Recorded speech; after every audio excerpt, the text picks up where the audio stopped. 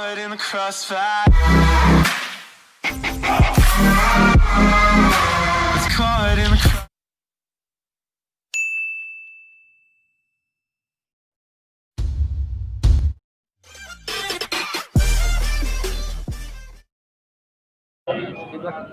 Selamat pagi untuk kita semua. Alhamdulillah. Asyhadu an la ilaha illallah wa asyhadu anna Muhammadar Rasulullah. Allahumma salli ala sayyidina Muhammad wa ala ali sayyidina Muhammad. Wa sallim tasliman katsira.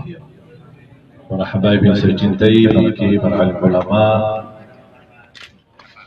Terima kasih atas perhatiannya seluruh ormas dan lembaga Islam yang berada di Bandar Lampung yang sudah berkesempatan hadir memperhatikan keadaan yang terjadi, dan mudah-mudahan ujian ini yang terjadi menjadi pelajaran bagi kita semua, dan mudah-mudahan bagi saya pribadi menjadi wasilah terampuni dosa-dosa saya dan diangkat derajatnya kepada Allah Subhanahu wa taala.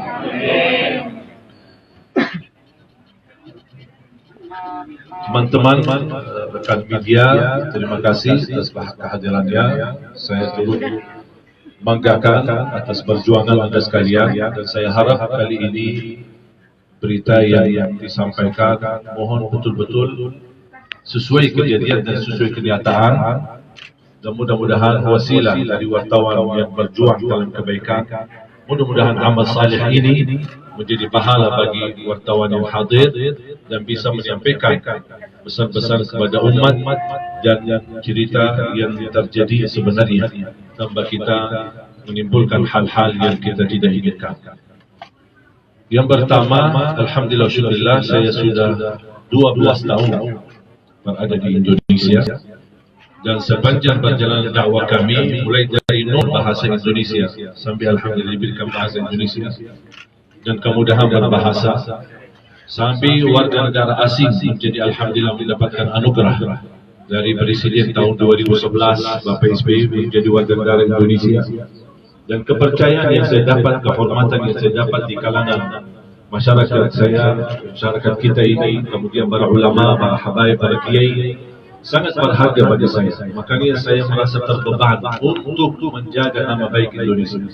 Dan inti daripada dakwah kami, tinggalkan perbedaan, tinggalkan khilafiyah, jagalah kebersamaan, jagalah kebersatuan, cintailah Al-Quran, jaga kemuliaan akhlak, menjaga kedamaian, menghormati berbeda agama, menghormati berbeda suku dan budaya. Kita harus bersatu di bawah bendera merah putih. Dan silahkan lihat, sepanjang 12 tahun tidak ada alhamdulillah ceramah atau pesan tausiah yang kira-kira menimbulkan fitnah atau kekerasan atau isu-isu yang tidak diinginkan. Apalagi terkait nikmat aman di negeri kita Indonesia. Saya juga cukup lama sinergi dengan aparat keamanan, TNI maupun polisi. Banyak kegiatan dakwah kami, bahkan banyak undangan kami yang kami terima dari polda-polda daerah-daerah, kemudian dari TNI juga di daerah-daerah. Makanya alhamdulillah kami sinergi untuk bersama-sama menjaga kebersatuan umat Islam khususnya di Indonesia dan masyarakat Indonesia umumnya di Indonesia, di tanah air kita. Dan mudah-mudahan apa yang saya selama ini sampaikan menjadi pelajaran bagi saya sendiri dan untuk motivasi umat untuk terus menjaga kebersatuan dan kebersamaan. Terus yang kedua, apa yang terjadi kemarin bagi saya pengalaman baru. Saya tidak diangka karena di saat itu saya belum mulai ceramah. Saya masih berinteraksi dengan jamaah, dan ketika saya panggil seorang anak karena acaranya kan wisuda, dan saya ingin salah satu wisudawan untuk bisa naik ke panggung, saya ingin mendengar bacaan. Dan saya punya kebiasaan, apalagi di kalangan anak-anak, mungkin para wartawan dan semua jamaah sudah melihat biasa saya memimpin anak-anak di acara Hafiz Indonesia. Dan saya merasa dekat dengan anak-anak, makanya saya panggil salah satu anak untuk membacakan Al-Fatihah.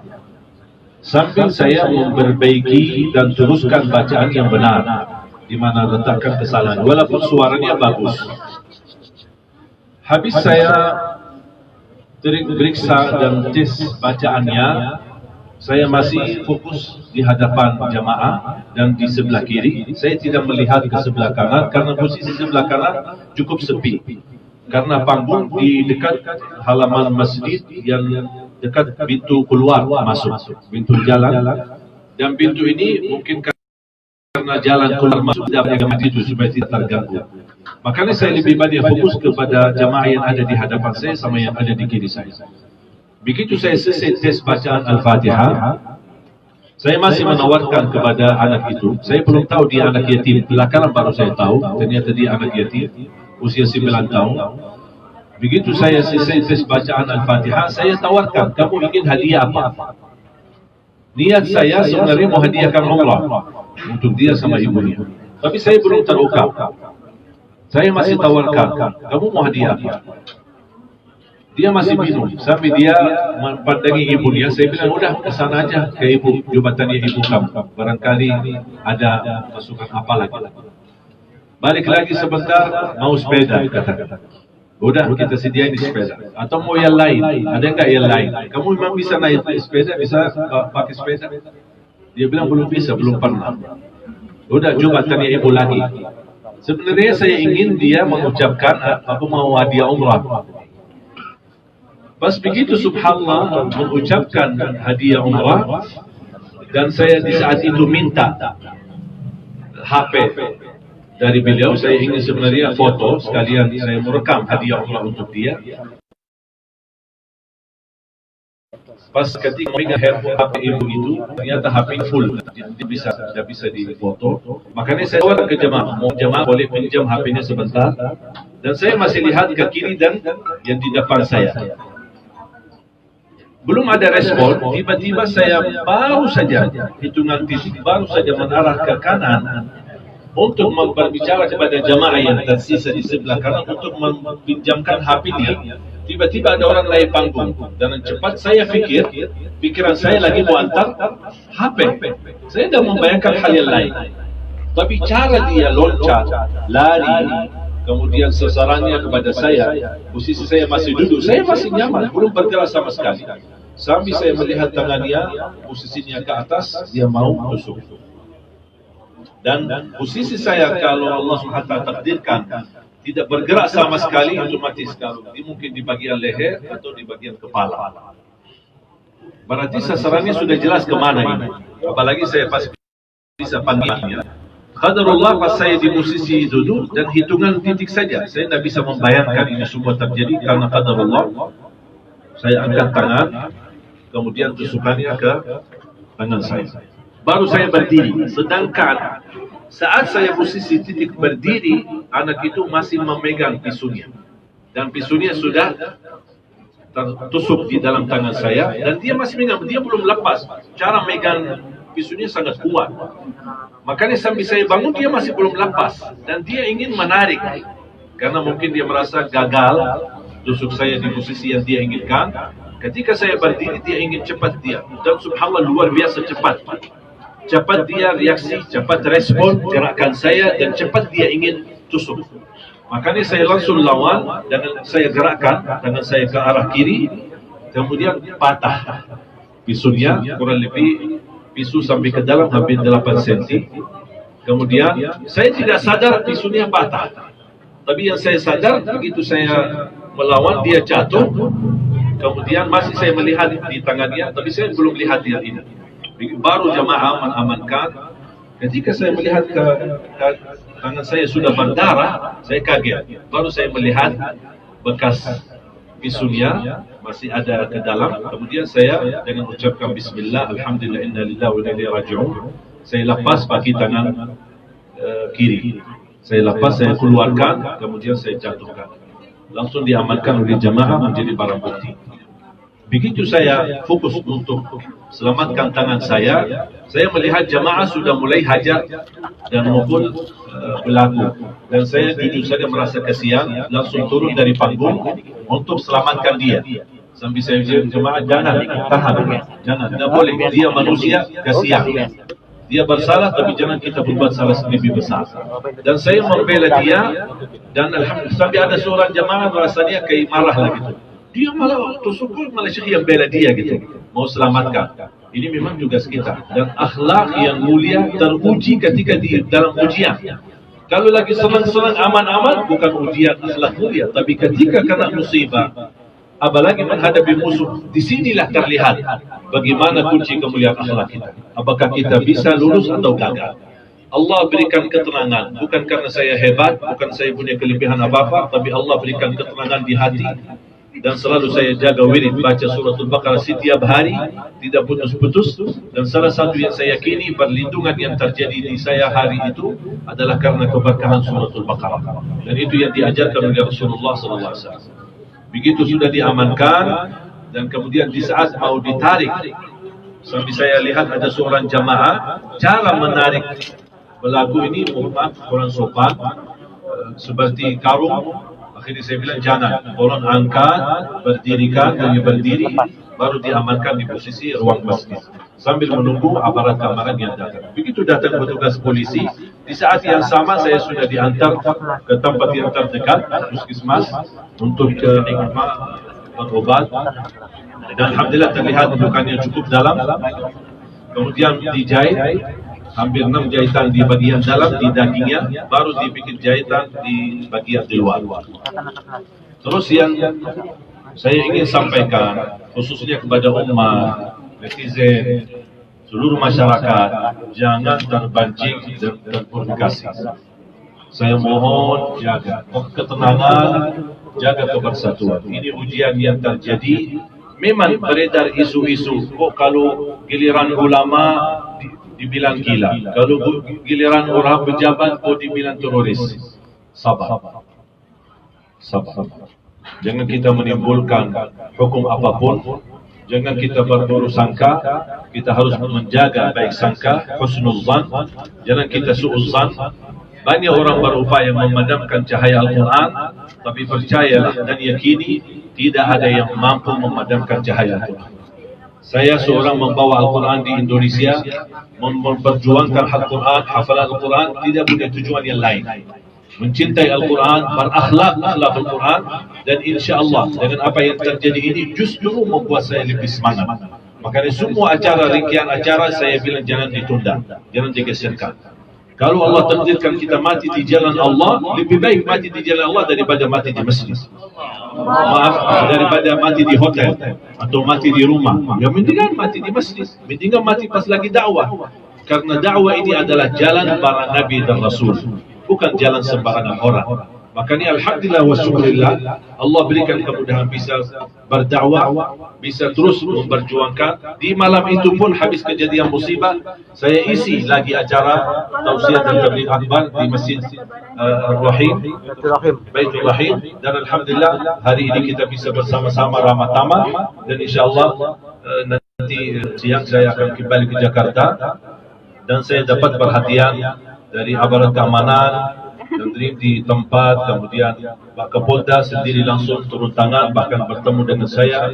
Saya terima telepon dari Wakapolri dan juga dapat perhatian langsung dari Pak Tito, dan semua memberikan respon dan akan mendalami kasus ini dengan sedalam-dalamnya dan sebaik-baiknya untuk mengetahui siapa yang di belakang perilaku ini. Karena saya tidak terima perilaku ini dianggap gila karena cara reaksi berhadapan saya, sambil dia tusuk, kemudian lepas, kemudian mau tusuk lagi, tapi karena batah pisunya adalah kekuatan dan keberanian. Mohon maaf, bukan orang yang gangguan jiwa, dia sangat sadar dan sangat berani, bahkan sangat terlatih.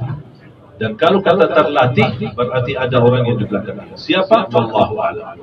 Biarkan saja proses hukum berjalan, kita doa bersama, dan saya harap aparat keamanan menjalankan tugasnya dan amanah, menjalankan tugasnya dengan jujur, dan kepercayaan saya kepada mereka sangat luar biasa. Mudah-mudahan tidak terjadi salah gunakan. Dan kita harap proses hukum diseriuskan. Ini sebenarnya bukan untuk pribadi saya, tapi untuk seluruh para ulama, para da'i, para habaib di negeri kita Indonesia, supaya orang tidak menjadikan mereka sasaran untuk hanya menghabiskan agama atau menghabiskan ulama. Mudah-mudahan apa yang terjadi, karena mohon maaf kejadian ini, ulama kita di Indonesia kadang-kadang terlalu ikhlas. Ada musibah, ya udahlah, maafkan, udahlah ikhlaskan. Mau sampai kapan? Mohon maaf, ikhlas ada waktunya, ikhlas ada poin-poinnya, ikhlas pun ada persyaratannya.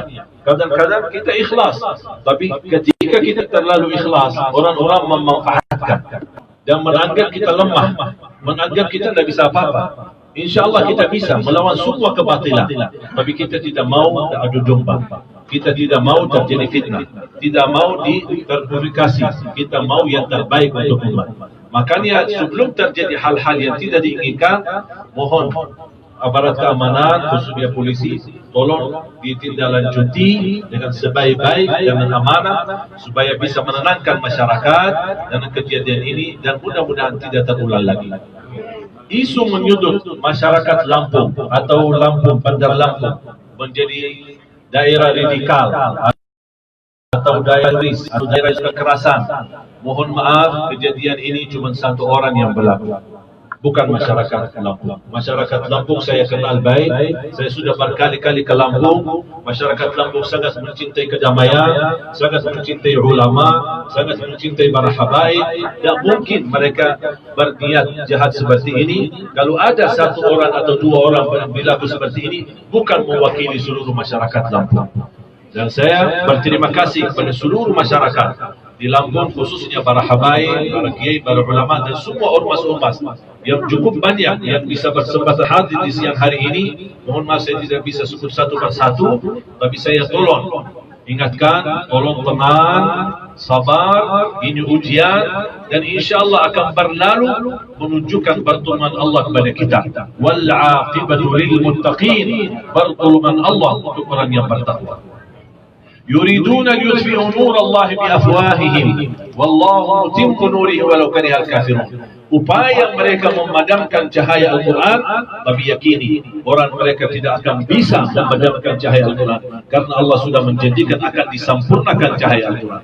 Makanya karena kejadian ini saya sudah berniat tekad tinggi dan azam untuk menjadikan Lampung salah satu pusat terlahir program 1 juta penghafal Al-Quran. InsyaAllah kita akan bangun salah satu markas dari jumlah 100 markas di Indonesia. Salah satunya insyaAllah di Lampung, di Bandar Lampung, Lampung Timur, dan di mana titiknya kita bisa berjuangkan demi terlahir generasi-generasi penghafal Al-Quran. Indonesia dikenal negara terbesar sedunia penduduk Islam. InsyaAllah kita bersama-sama mewujudkan Indonesia terbesar penduduk penghafal Al-Quran sedunia. Amin. Dan insyaAllah nanti sore hari pas saya kembali ke Jakarta, saya dapat perhatian dari sahabat saya. Sebenarnya beliau sangat memperhatikan dan kita sudah banyak sekali bersama-sama di dalam dakwah di Damai Indonesiaku, Pak Menteri Mahfud MD, dan insyaAllah kita bertemu nanti dan saya akan sampaikan pesan-pesan yang mudah-mudahan beliau bisa sebagaimana perhatian dari beliau, dan beliau menjanjikan akan membongkarkan semua peristiwa-peristiwa yang terjadi di belakang ini, dan mudah-mudahan beliau bisa menghasilkan hal-hal yang ditenangkan hati jamaah. Dan kita mau saja satu, orang yang berlaku dan yang di belakang mereka mohon dihukum. Karena ini hukum, jangan sampai kita terpaksa memain hukum sendiri.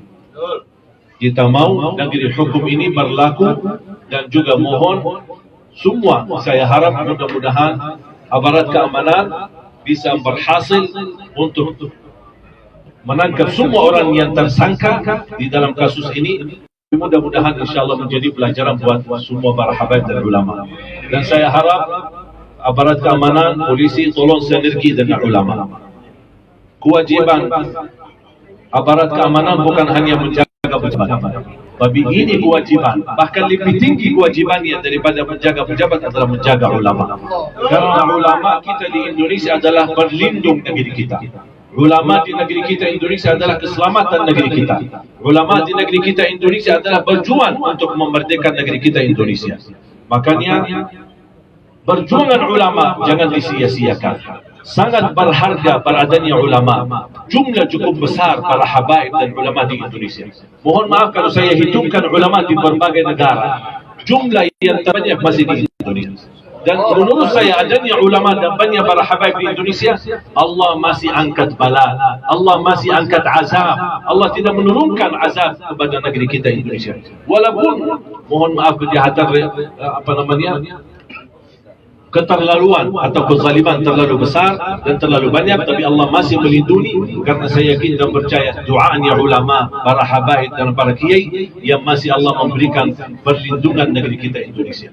Makanya saya harap aparat keamanan, ayo mari kita bersinergi dengan ulama, para da'i, khususnya di daerah-daerah, tolong amankan mereka supaya bisa menyampaikan dakwah dan pesan-pesan akhlak yang mulia, bisa membawa acara rahmatan lil alamin, agar negeri kita insyaAllah tetap aman dan sejahtera. Apa yang pun yang kita hadapi, tolong saya pesan, hadapi dengan yakin dan tawakal kepada Allah. Jangan orang umat Islam menunjukkan kelemahan. Umat Islam harus kuat. Umat Islam harus bersatu. Dan Rasulullah SAW bersabda, mukmin yang kuat lebih baik di sisi Allah daripada mukmin yang lemah. Dan kekuatan kita bukan pisah dan masing-masing, tapi kekuatan kita bersama-sama. Kalau kita bersatu, insya Allah pertolongan Allah akan datang untuk diri kita dan untuk masyarakat kita, termasuk negeri kita Indonesia tercinta. Amin. Amin. Ya Rabbal. Semoga Allah anugerahkan kepada negeri kita pemimpin yang takwa, pemimpin yang adil, pemimpin yang amanah, pemimpin yang jujur, pemimpin yang ikhlas, menjaga agama Allah dan ikhlas melayani rakyatnya karena Allah Subhanahu wa taala. Jazakumullah khair, kurang lebihnya mohon maaf. Wabillahi taufiq wal hidayah. Wassalamualaikum warahmatullahi wabarakatuh. Waalaikumsalam warahmatullahi wabarakatuh. Ada tanya jawab wartawan. Jador. Silakan kalau ada yang Ayo dibatasin. Ya, dan nyebutin dari wartawan mana? Ya, tiga pertama ya. Ya, silakan. Dari mana Kompas? Saya dari Kompas dulu, TV. gantian. Saya dari Kompas TV. Saya terkait dengan proses terhadap pelaku sendiri. Apa harapan kita sendiri? Saya sebenarnya sudah harapan saya ditindaklanjuti dan diseriuskan. Fokus, konsentrasi, diproses. Jangan di kasus ini terlalu cepat ditutupi alasannya gangguan jiwa. Saya tidak terima itu. Mohon didalami lagi, dan kita masih tunggu. Kita insyaAllah punya sabar yang panjang. InsyaAllah sampai hari kiamat kita sabar. Ya, jangan khawatir. Yang penting kita harap ada keseriusan, kesungguhan dari aparat keamanan untuk menyelesaikan kasus ini dengan baik. Bukan hanya dengan ide-ide, apalagi dengan kata sudah belum apa-apa sudah dikatakan gangguan jiwa. Saya ini menurut saya terlalu cepat. Reaksi seperti ini, tunggu aja, sabar, dan mudah-mudahan saya percaya insyaAllah aparat keamanan insyaAllah bisa tuntaskan kasus ini dengan sebaik-baiknya. Ya, pelan berikutnya. Dari mana? Dari Mustama Media. Yuk, silakan. Mungkin pesan-pesannya saya buat para ulama dai yang di Indonesia dengan kejadian ini. Para ulama, para habaib yang saya cintai, itulah perjuangan Nabi Muhammad SAW. Menurut saya, ketika saya kemarin ditusuk, saya ingat Rasulullah. Kita belum apa-apa. Mohon maaf, belum ada yang menumbahkan kotoran di atas kepala kita ketika sujud. Kita belum ditumbahkan kotoran unta di atas kepala kita ketika kita salat. Kita belum apa-apa. Apapun ujian yang kita hadapi, kalau kita ingat ujian Rasulullah SAW di Makkah selama 13 tahun, kita belum apa-apa. Menurut saya tusukannya kemarin itu hal kecil. Bagi saya ujian. Dan menurut saya ketika orang diuji oleh Allah Subhanahu wa taala, berarti mudah-mudahan menjadi tanda sayangnya Allah Subhanahu wa taala. Karena Rasulullah SAW bersabda, "Inna Allah idza habba 'abdan ibtalahu." Kalau Allah mencintai seorang hamba, pasti diuji. Dan ini jalan para nabi. Makanya para habaib, para ulama, para kiai, para da'i, tolong istiqamah. Poin pertama, jaga ikhlas. Selama ikhlas, jangan khawatir. Beres urusan dunia akhirat. Ikhlas. Jangan takut mati, jangan takut menghadapi batilan, jangan takut menghadapi kemungkaran. Ikhlas. Tapi yang kedua, tolong jaga dakwah yang sesuai dakwah Nabi Muhammad. Kunci dia kemuliaan akhlak. Kalau boleh saya padatkan agama dari awal sampai akhir, semua isi Al-Quran dan semua isi hadis saya kumpulkan jadi satu, dan saya mengambil satu tema, satu judul dari seluruh rangkaian agama. Saya mendapatkan yang termulia dalam pelajaran Islam, jaga kemuliaan akhlak. Bahkan Nabi Muhammad SAW diutus untuk menyempurnakan akhlak. Mudah-mudahan saya percaya ulama kita di Indonesia sangat santun, sangat ramah, sangat luar biasa kemuliaan akhlaknya. Bahkan saya banyak pelajaran ada akhlak, kemuliaan, tawadhu dari para kiai dan para habaib-habaib kita di Indonesia. Mudah-mudahan doa saya untuk para habaib, para kiai, para asatiz selalu dalam lindungan Allah Subhanahu wa taala. Dan kejadian ini mohon jangan ditunjukkan rasa yang tidak nyaman, justru kita tunjukkan semangat kita, tunjukkan kebersatuan kita, dan kita menganggap kejadian ini adalah kita terus melanjutkan jihad kita fi sabilillah untuk mensyiarkan Al-Quran di negeri kita Indonesia. Amin ya rabbal alamin. Silakan. Saya Muzalin dari Republik. Apakah perlu second opinion terhadap pemeriksaan ulama? Misalnya merekomendasikan kepada ID untuk membentuk tim dokter untuk memeriksa kejiwaan dari pelaku. Sebenarnya kita mengarah ke situ nanti. Mengarah, kita tidak akan tercukupi dengan keterangan dari polisi. Kalau dia misal mengambil keputusan terakhir, seandainya keputusan terakhir adalah perilaku adalah gangguan jiwa atau gila dan sudah ditutupi kasus ini, saya tidak akan berhenti di situ. Pasti akan kita berjuangkan kalau terpaksa sampai ke mahkamah supaya terbentuk tim ahli yang memiliki keahlian dalam bidang psikologi jiwa supaya kita bisa mendapatkan reaksi yang benar dari mereka dan kita bisa libatkan beberapa pihak supaya menjadi netral.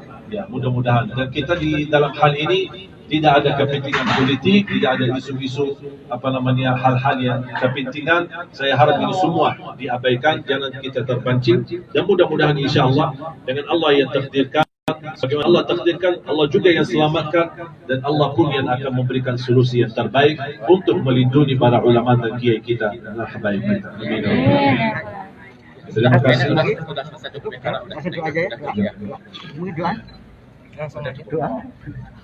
بسم الله الرحمن الرحيم الحمد لله رب العالمين اللهم صل على سيدنا محمد وعلى ال سيدنا محمد اللهم انصرنا بالاسلام وانصر الاسلام بنا ووفقنا لما تحب وترضى اللهم اجعلنا من اهل القران اللهم اجعلنا من اهل القران اللهم اجعلنا من اهل القران في الدنيا وفي الاخره يا رب العالمين. Ya Allah, jadikan kami hamba yang senantiasa menerima takdir-Mu ya Allah. Berikan kekuatan sabar, kekuatan iman, ikhlas menghadapi tantangan. Berikan kepada kami istiqamah bisa jalan melanjutkan perjuangan Nabi Muhammad sallallahu alaihi wasallam, membaca Al-Quran sesuai bacaan Nabi Muhammad sallallahu alaihi wasallam. برحمتك يا ارحم الراحمين اغفر لنا ولوالدينا ولجميع المسلمين والمسلمات والمؤمنين والمؤمنات الاحياء منهم والاموات. Ya Allah, dengan asmaul husna, lindungilah para ulama kami, lindungilah mereka, para habaib kami, para kiai kami, lindungilah mereka dari segala keburukan dan niat jahat ya Rabbal Alamin. Allahumma inna naj'aluka fi nuhurihim wa na'udzu bika min shururihim. Allahumma inna naj'aluka fi nuhurihim wa na'udzu bika min shururihim. Hasbunallahu wa ni'mal wakeel, ni'mal maula wa ni'mal nasir. Rabbana atina fid dunya hasanah وفي الآخرة حسنة وقنا عذاب النار. وصلى الله على سيدنا ونبينا محمد وعلى آله وصحبه وبارك وسلم والحمد لله رب العالمين. سبحانك اللهم وبحمدك أشهد أن لا إله إلا أنت أستغفرك وأتوب إليك. السلام عليكم ورحمة الله وبركاته. Waalaikumsalam warahmatullahi wabarakatuh.